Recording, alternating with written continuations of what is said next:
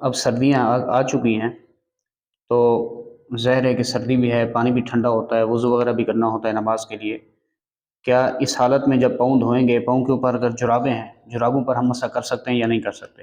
اسی طرح اگر کسی نے موزے پہنے ہوئے ہیں، موزے پر مسح کر سکتے ہیں یا نہیں کر سکتے؟ اس کی تھوڑی سی وضاحت ہو جائے۔ موزے پر مسح تو بالاتفاق جائز ہے، صحیح۔ اگر وہ موزے مضبوط ہیں، جو شرائط ہیں موزوں کی ان صحیح۔ شرائط کے مطابق موزے تیار ہوئے ہیں، پھر تو ان پر مسح کرنا جائز ہے۔ صحیح۔ جہاں تک بات ہے جرابوں پر مسح کرنے کی، تو ہمارے ہاں جو عام جرابیں پائی جاتی ہیں، بازار میں ڈنڈے سے مل جاتی ہیں، دکانوں سے، ریڑھی والوں سے، ان پر مسح کرنا جائز نہیں ہے۔ صحیح۔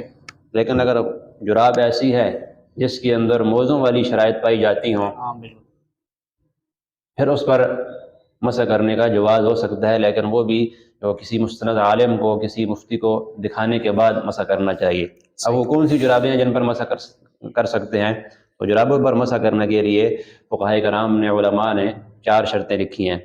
پہلی شرط یہ ہے کہ وہ جرابیں اتنی گاڑی اور موٹی ہوں کہ بغیر جوتے کے آدمی انہیں پہن کر 3 میل سفر کرے اور وہ جرابیں پھٹے نہ۔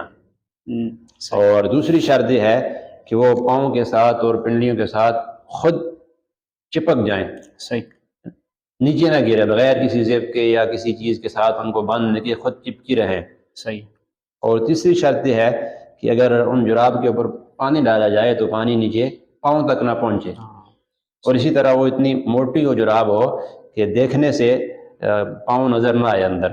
صحیح۔ یہ 4 شرطیں اگر کسی جراب کے اندر پائی جاتی ہیں تو پھر اس پر مسح کرنے کا جواز ہو سکتا ہے، لیکن بہتر یہ ہے کہ کسی ماہر اور مستند عالم کو دکھا دینی چاہیے۔